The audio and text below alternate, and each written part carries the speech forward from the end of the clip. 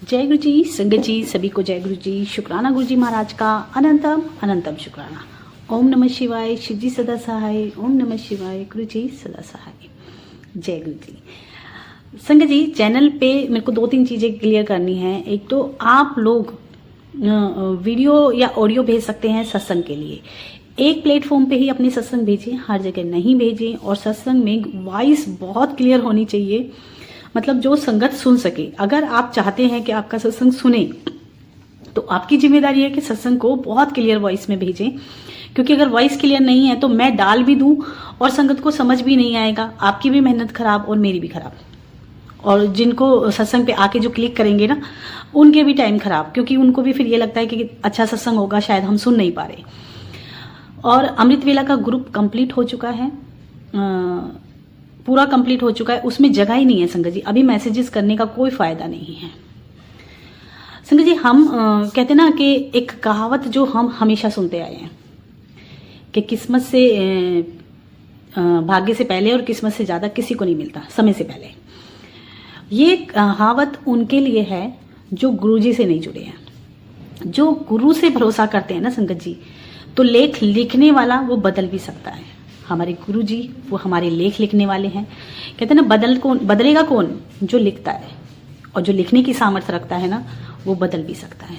तो इतना मन में आप ये चीज समझ लोगे कि कोई चीज अगर आपके भाग्य में नहीं है, किस्मत में नहीं है, मेरी किस्मत में नहीं था, और हमेशा मैं यही अपने आप को दोष देती थी कि नहीं है, किस्मत में नहीं है, भाग्य में नहीं है, परमात्मा ने लिखी नहीं है, तो फिर हमारे जीवन में गुरु जी आए क्यों हैं? जो नहीं है वो देने के लिए। तो ये निराशा वाली बात मन में कभी नहीं लाएं कि हमारी किस्मत में नहीं है, हमारे भाग्य में नहीं है। गुरु वो है जो हमारी किस्मत को बदल के हमारे भाग्य में जो नहीं है वो देने की क्षमता रखता है। और वाकई संगत जी, आप सत्संग सुनते हो, आप लोगों के इतनी सत्संग सुनते हो, तो किस्मत में नहीं था लेकिन है गुरु जी के आने के बाद। कि एक पुरानी कहावत है, कथा है संगत जी। एक बार एक गुरु जा रहे थे, तो एक औरत ने रास्ते में रोक के उनसे, गुरु से ये कहा कि दे दो ना, मेरी किस्मत में लिख दो ना, मेरे कोई बच्चा नहीं है, मतलब बालक नहीं है। तो गुरु ने बोला, मैं कैसे लिख सकता हूँ, वो मैं कैसे दे सकता हूँ। वो निराश होकर चली गई, क्योंकि उसको गुरु पे भरोसा नहीं था। उसे नहीं पता था कि गुरु क्या कर सकते हैं। जब वो चली गई तो एक आदमी, गुरु का भक्त, गुरु सिख, उसने पूछा कि क्या हुआ? बोली, कुछ नहीं, मैंने गुरु से मांगा था कि मेरे कोई बालक नहीं है, आप मुझे दे दो। तो बोले, तुम्हें क्या फिर क्या हुआ? बोले, फिर वो बोले कि मैं क्या कर सकता हूँ। तो बोले, मैं आ गई। बोले, बोलना था कि वहां नहीं लिखा तो यहाँ लिख दो, क्योंकि लिखना तो आप ही को था, वहां नहीं लिख पाए तो यहाँ लिख दो। अब उसने संगत जी ये बात पकड़ ली कि वहां नहीं लिखा तो यहाँ लिख दो। उसे भरोसा हो गया गुरु पे कि लिखने वाले गुरु हैं, परमात्मा है। वहां नहीं लिखा तो क्या हुआ, यहाँ तो लिख दोगे।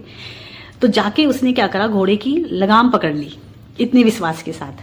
तो बोले, अब क्या हुआ? बोले, आप दे सकते हो, आप मुझे, मतलब बच्चे की आस हुई है और आप मुझे दे सकते हो। तो बोले, मैं क्या कर सकता हूँ? बोले, वहां पे लिखना था, नहीं लिखा तो यहाँ लिख दो, लिखने वाले तो आप ही हो, आप तो सब कुछ कर सकते हो। तो उसका भरोसा देख के एक घड़े की ना, मटकी की वो होती है, जैसे वो ठीकरे होते हैं ना, वो उठा के बोले कि ला मुझे ये दे। वो उठा के वो लिखने लगे। तो उस माई ने घोड़े से कहा कि तू भी तो कुछ कर मेरे लिए। तो घोड़े ने जैसी टांग हिलाई तो उसका 1 का 7 बन गया। और गुरु ने बड़े मुस्कुराते हुए कहा कि अब तेरे को 1 नहीं 7 बच्चे पैदा होंगे, तेरे को 7 संतानें मिलेंगी। तो एक भरोसे से हम गुरु से सब पा लेते हैं। लेकिन वो भरोसा अगर हमारा गुरु पे है तभी तो, जब हम कहेंगे ना कि नहीं, कुछ नहीं हो सकता, ये नहीं हो सकता, ये नहीं मिलेगा, जब हमें खुद ही भरोसा नहीं है तो हम किस उम्मीद से गुरुजी के पास जा रहे हैं? क्यों हम बड़े मंदिर जा रहे हैं? हम क्यों गुरुजी कर रहे हैं? उम्मीद से, आसी से। तो कहते ना, पक्के वाले भिखारी बन जाओ कि देगा तो परमात्मा देगा। और कोई जो लिखने वाला है उसके पास वो इरेजर भी है कि वो मिटो के ठीक भी कर सकते हैं। हमारे पास कुछ नहीं है, हमारे पास सिर्फ एक समर्पण और एक भरोसा और एक सिमरन, 3 चीजें हैं जो हम अपने गुरु को समर्पित कर सकते हैं। आगे आंटी जी का सत्संग है संगत जी, है थोड़ा सा बड़ा, लेकिन सुनना इसलिए भी जरूरी है क्योंकि बहुत प्यारा सत्संग है। पूरा सुनेंगे तो समझ पाएंगे कि इतना लंबा है, लेकिन बहुत प्यारा सत्संग है। जय गुरु जी, शुक्राना।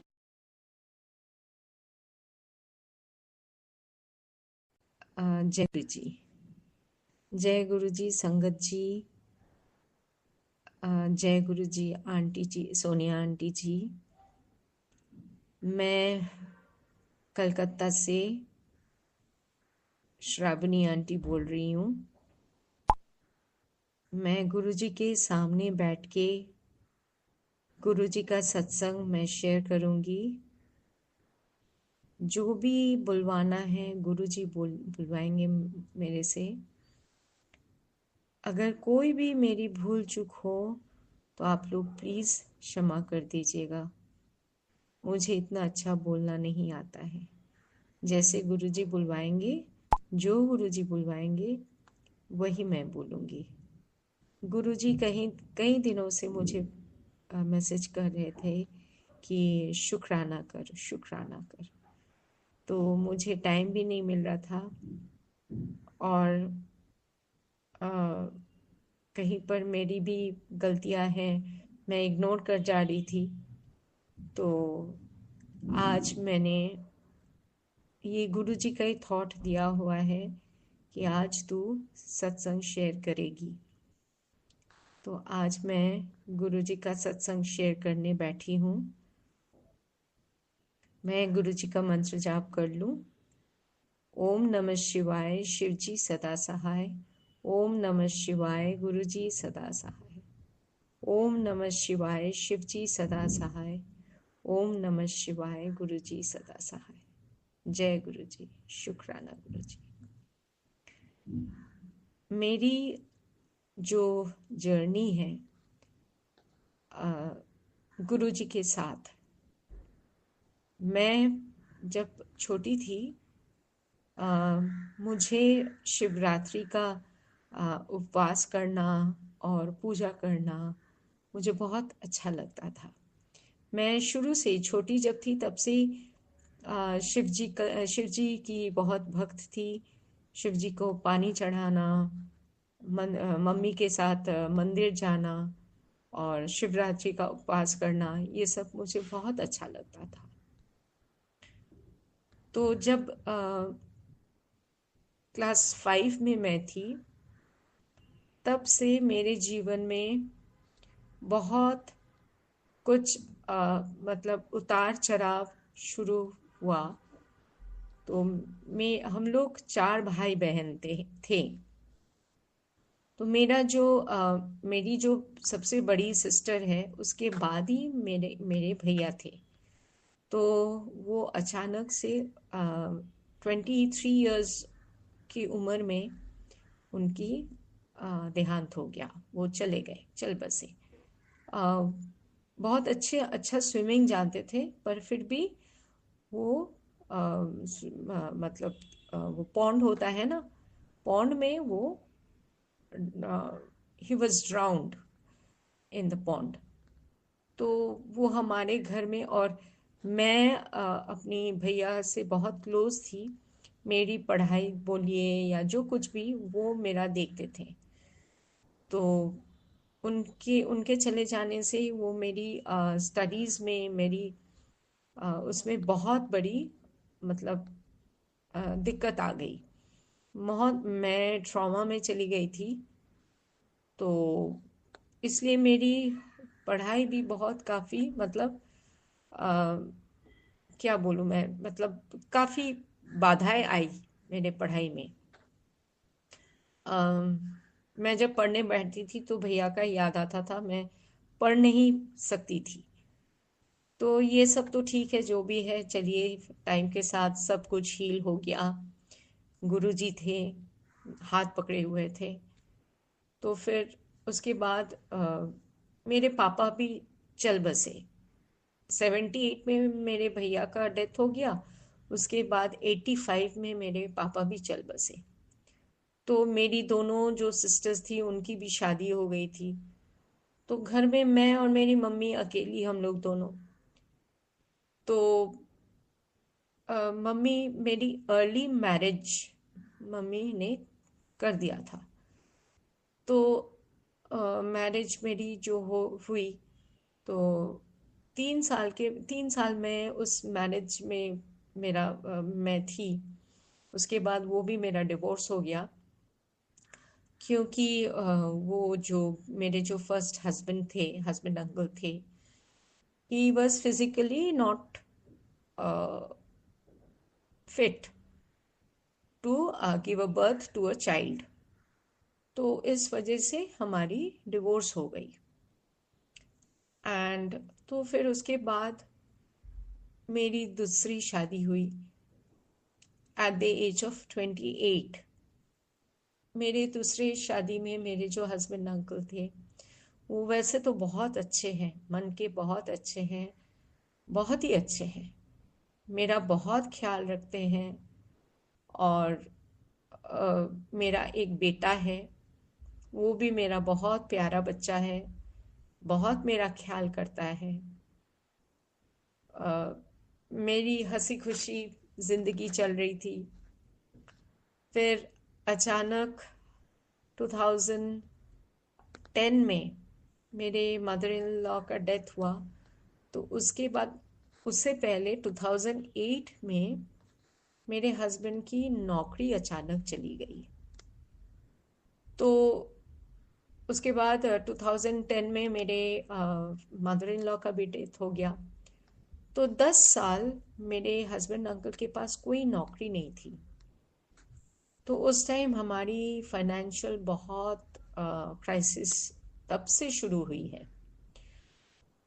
तो हमारा जो अभी हम जो फ्लैट में रहते हैं, ये मेरा मतलब इनहेरिटेड प्रॉपर्टी है, मेरे मायका मायका की तरफ से मुझे मिला है। तो वहीं पर हम लोग रह रहे हैं। तो मेरे जो हस्बैंड अंकल है, उनकी नौकरी 10 साल तक नहीं थी। तो उस बीच ये हमारी फाइनेंशियल इतनी क्रंचेस आ गई थी, हम लोग इतनी लोन में चले गए थे कि हमारे पास ये फ्लैट को सेल करने के सिवाय और कोई उपाय नहीं था। तो हम लोग कोशिश कर रहे थे, पर किसी भी तरह से फ्लैट सेल नहीं हो रहा था। बायर्स लोग आ रहे थे, फ्लैट देख रहे थे, पसंद भी आ रहा था, पर बात जैसे कि बन ही नहीं रहा था। तो उस टाइम मैं अ, अब गुरुजी तो शुरू से ही हमारे साथ है, हमारे हाथ पकड़े हुए हैं, पर मैं गुरुजी को नहीं जानती थी। मैं उस टाइम वो बुद्धिस्ट प्रैक्टिस जो है ना, वो चांटिंग जो होता है, उसमें हम थे। मैं चांट करती थी। तो अब जैसे प्रॉब्लम्स आए हैं, मैं चांट करती थी, पर कोई सोल्यूशन नहीं निकल रहा था। मैं सोचती थी कि क्या होगा, कैसे होगा, क्या करें। इतने लोन्स हैं, बैंक का है, सब कुछ है। आप लोग समझ सकते हो क्या हालत होती है। तो घर से निकलना मुश्किल हो गया था। छुप छुप के घर में रहते थे। फोन कॉल्स आते थे तो वो भी नहीं रिसीव करते थे। तो ऐसे करके दिन चल रही थी। और उस बीच में ये गुरुजी की कृपा है, मेरे हस्बैंड को सडनली 2013 में नौकरी मिल गई। तो सैलरी बहुत ही कम थी, किसी तरह हम लोग मैनेज कर रहे थे, ठीक है, चल रहा था। तो फिर मेरी जो बुआ सास है, वो अचानक उनका कलकत्ता आने का प्रोग्राम बना। तो वो आई, हमारे साथ रहे। और फिर उनको पता चला कि हमारा ये प्रॉब्लम हम लोग फेस कर रहे हैं। तो वो जाके हमारे जो सबसे बड़े हमारे जो जेठ है, मेरे हस्बैंड छोटे हैं सबसे फैमिली में। तो उनके जो सबसे बड़े ब्रदर हैं, उनको जब पता चला, पूरी फाइनेंशियल हेल्प ये गुरुजी के सिवाय कुछ कोई नहीं हो सकता है। ये जो ब्लेसिंग हम लोग को मिली, ये बिल्कुल गुरुजी थे। हम लोग को पता नहीं था, उस टाइम गुरुजी को नहीं जानते थे गुरु। तो वो मेरे जो जेठ है, वो बोले कि तुम लोग फ्लैट सेल नहीं करोगे जो कुछ भी तुम्हारी लोन्स है, जो कुछ भी है, वो सब मैं बेयर करूंगा। आजकल के दिन में आप सोचो कौन करता है ऐसे। And it was a quite a big amount. मैं इतना अमाउंट नहीं बोलना चाहती, पर it was quite a big amount जो मेरे जेठ ने हम लोग को हेल्प किया। और वो हेल्प किया मतलब कैसे, वो वापस भी नहीं चाहते हैं।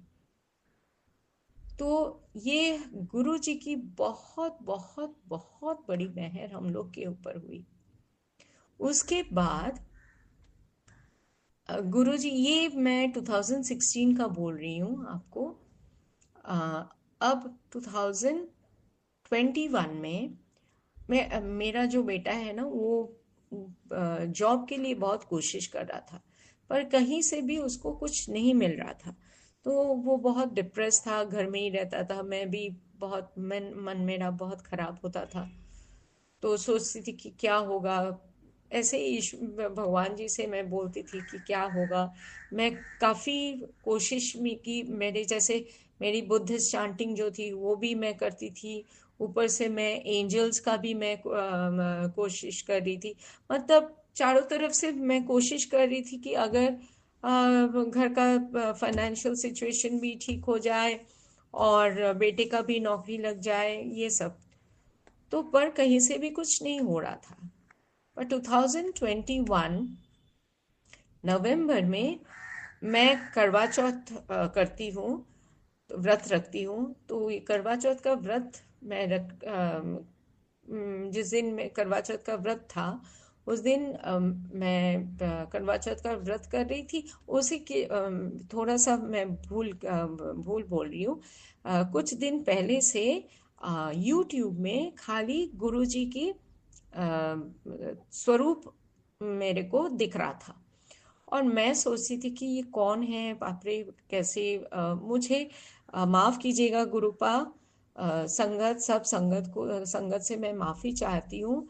पर मुझे ना लग रहा था कि कोई माफिया टाइप है। हटा मैं देती थी, मैं इग्नोर करती थी। तो अब नवंबर में जब मैं करवा चौथ के लिए, मैं पास में, मेरे घर के पास में मेरी एक फ्रेंड रहती है, तो उसके घर में ही जाके मैं पूजा करती हूँ। तो मैं गई उसके घर में और पूजा करी। पूजा करके जब मैं उठी तो देखती हूँ कि उसके मंदिर में गुरु जी की स्वरूप लगी हुई है। तो मैं उससे पूछी कि ये कौन है। तो मेरी फ्रेंड बोलती है कि ये मेरे गुरु जी है। मैं फिर उसको बोली कि अरे इनका स्वरूप तो मेरे यूट्यूब में बार बार आ रहा है और मैं बार बार हटा दे रही हूँ, ये गुरु जी है। तो वो बोली कि हाँ। तो फिर वो मेरे को गुरु जी की महिमा उसने मेरे को सुनाया। तो समहाउ मेरे को अंदर से एक जैसे कि खिंचाव लगा। तो मैं उसको बोली कि सुन ना, मेरे बेटे के लिए थोड़ा सा प्रेयर करना, फिर गुरुजी को बोलना कि उसका कोई नौकरी लग जाए। तो वो मेरे को कहती कि तू खुद बोल, तू खुद बोल, गुरुजी तेरे सुनेंगे। यही मेरे साथ गुरुजी की जर्नी मेरी शुरू हुई यहाँ से। तो मैं उसी दिन वहीं पर गुरुजी के सामने मैंने अरदास लगाई कि गुरुपा, आप मैं आपको मानूंगी तभी जब आप मेरे बेटे के लिए नौकरी का बंदोबस्त कर दोगे। तो आप बिलीव नहीं करोगे संगत जी, फरवरी में 2021 का, ये मैं नवंबर का बात बोल रही हूँ, 2022 फरवरी में मेरे बेटे अंकल को बहुत अच्छी एक मल्टीनेशनल कंपनी में नौकरी गुरुजी ने लगवा दी। और वहीं से मेरी गुरुजी के ऊपर आ, मेरा बिलीव, मैं एक बार में गुरुजी का एक सत्संग मैं सुन रही थी यूट्यूब में। उसमें जो संगत आंटी थी वो कह रही थी कि गुरुजी ऐसे, मतलब जो प्रैक्टिस मैं बुद्धिस्ट प्रैक्टिस कर रही थी, गुरुजी ने ऐसा बोला था कि मानो तो एक को मानो, हर जगह जाने की कोई ज़रूरत नहीं है, एक को मानो। तो मैंने गुरुजी का यह बात सुन के मैं उसी टाइम मैं हमारी इतनी साल की प्रैक्टिस 22 years की मेरी प्रैक्टिस थी, मैंने छोड़ दी, एक मतलब गुरुजी के एक बात से। और मेरे हाथ में काफ़ी सारे अंगूठियां मैं पहनी हुई थी, वो जो स्टोन्स होते हैं ना, वो भी गुरुजी, मैं ऐसे ही सत्संग में मैं सुनी थी कि गुरुजी बोलते हैं कि ये स्टोन्स मत पहना करो, कोई वो ज्योतिष वोतिष वो सब कुछ मत करो। तो मैं बस, गुरुजी ने बोला, बस मैं छोड़ दी, मैं सारी अंगूठियां जितनी भी मेरे उंगली में थी मैं सारी निकाल दी। अभी तो बस मेरी टोटल सरेंडर गुरुजी के पास है, गुरुजी को मैं दे कर रखी हूँ, जो भी गुरुजी करवाएं वही। ये अभी जो घर में मेरा जो घर है, ये मेरा नहीं है, ये गुरुजी का घर है। गुरुजी चलाते हैं, कैसे चलाते हैं, क्या करते हैं, सब गुरुजी की मर्जी। जैसी गुरुजी की मर्जी है वैसे ही मैं चलती हूँ। और मैं एक और सत्संग मैं आप लोग को सुनाना चाहती हूँ। गुरुजी का मैसेज आ रहा था काफ़ी दिनों से कि ब्लैक मैजिक के ऊपर, और हमारे ऊपर बहुत ब्लैक मैजिक, हमारा और मेरे हस्बैंड अंकल दोनों के ऊपर इतनी ब्लैक मैजिक हुई, हमारी हेल्थ इश्यूज इतना मेजर हेल्थ इश्यूज हो गया था हम लोग दोनों का। तो उसमें से भी गुरुजी आस्ते आस्ते हम लोगों को निकाल रहे हैं। मैं तो अभी बिल्कुल ठीक हूँ गुरुजी की कृपा से। मेरे हस्बैंड अंकल भी काफ़ी हद तक ठीक है। अभी थोड़ा सा वो अभी थोड़ा सा बाकी है, जो भी है वो गुरुजी सब ठीक कर देंगे।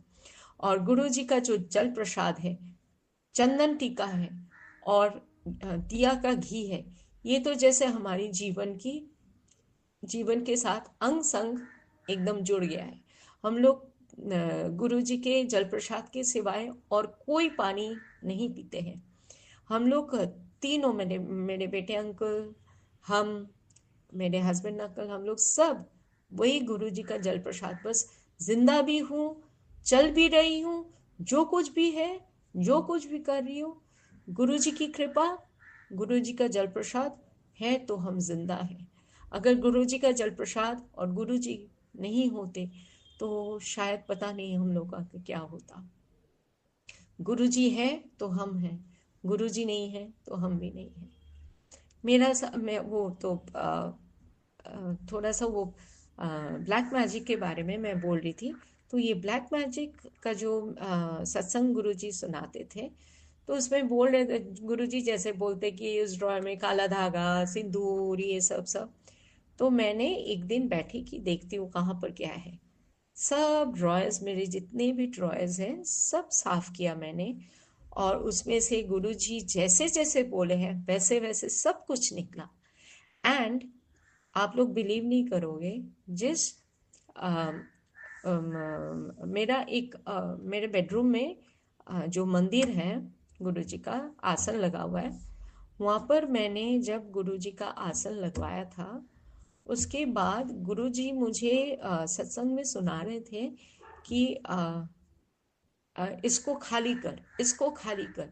मुझे समझ में नहीं आ रहा था कि किसको खाली करे, क्या करे। तो सडनली मेरे ये भी थॉट गुरुजी का ही दिया हुआ है। गुरुजी के आसन के नीचे जो ड्रॉयर है, वो मैं तीनों ड्रॉयर में साफ करी। जो फोर्थ वाला जो ड्रॉयर था, वो जब मैं साफ करने बैठी तो उसमें से वो कितना कुछ, लाल धागा, काला धागा, फिर सूखा सूखा वो फूल और क्या क्या सब निकला। तो सब निकालने के बाद सब सफा हो गया, सब क्लीन करके मैं उठी। मेरे जो मेड थी, मेरी जो मेड आंटी हैं, उनको मैंने बोला कि झाड़ू पोछा कर लो, एकदम सब साफ हो जाएगा। तो वो झाड़ू पोछा करके सब साफ कर दी। और मैं उठी। आ, तो और मैं उठ के कोई एक और काम कर रही थी। तो सडनली मुझे नजर गया फ्लोर पे मैं देखती हूँ कि लाल रंग का कुछ पड़ा हुआ है। मैंने कहा अभी क्या यहाँ पर है, सब साफ कर दिया, सब कुछ हो गया, फिर अभी यहाँ पर क्या पड़ा हुआ है।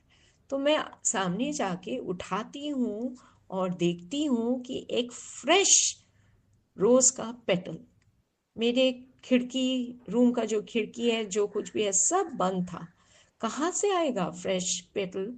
रोज का एक फ्रेश पेटल, एकदम फ्रेश, कहाँ से आएगा? कहीं से भी आने का चांस नहीं। मैं कोई फ्लावर्स भी नहीं लाई थी, कुछ भी नहीं था, पर वो फ्रेश पेटल रोज का इतन मैं उसी टाइम समझ गई कि गुरुजी ब्लेस कर दिए हैं, गुरुजी खुश हो गए। मैं वो सारा जो साफ करी, गुरुजी को तकलीफ हो रही थी, गुरुजी को बहुत तकलीफ हो रही थी। वो जैसे ही मैंने साफ किया, एकदम गुरुजी तुरंत ब्लेस कर दिए। और वो पेटल मैंने अभी तक और मैं जितना दिन जिंदा रहूंगी, वो पेटल मेरे मंदिर में ड्रॉयर में रखा रहेगा। गुरुजी की मेहर, गुरुजी की मेहर, गुरुजी खुद जानी जहान है, सब कुछ जानते हैं, हमारे अंदर बैठे हुए हैं। गुरुजी की ब्लेसिंग बहुत बहुत है। इतनी ब्लेसिंग मुझे गुरुजी ने दी है कि मैं बोल के खत्म नहीं कर पाऊंगी। ये जिंदगी गुरुजी की दी हुई है, और ये जिंदगी मेरी, ये जो पूरी जिंदगी है, मैं उन्हीं के चरण में मैं डाल दी हूँ। जो कुछ गुरुजी करवाएंगे, जैसे गुरुजी चलाएंगे, वही होगा, वही फाइनल डिसीजन है। वो मेरे घर पे हैं, मेरे नहीं, ये उन्हीं का घर है। वो हमारे सबके पिता हैं, हमारे सर के ऊपर बैठे हैं। जो कुछ होना है, जो कुछ अच्छा है, बुरा है, जो भी कुछ है, सब गुरुजी हैं, उनके सिवाय कुछ नहीं है। जय गुरुजी। शुक्राना, शुक्राना, शुक्राना। मैं अपना वाणी यहीं पर ख़त्म कर रही हूँ। गुरुजी, आपका सत्संग मैं और भी सुनाऊंगी। आप मेरे पे इतने मेहर किए हैं, मैं आपका सत्संग और भी सुनाऊंगी गुरुपा। शुक्राना। मुझे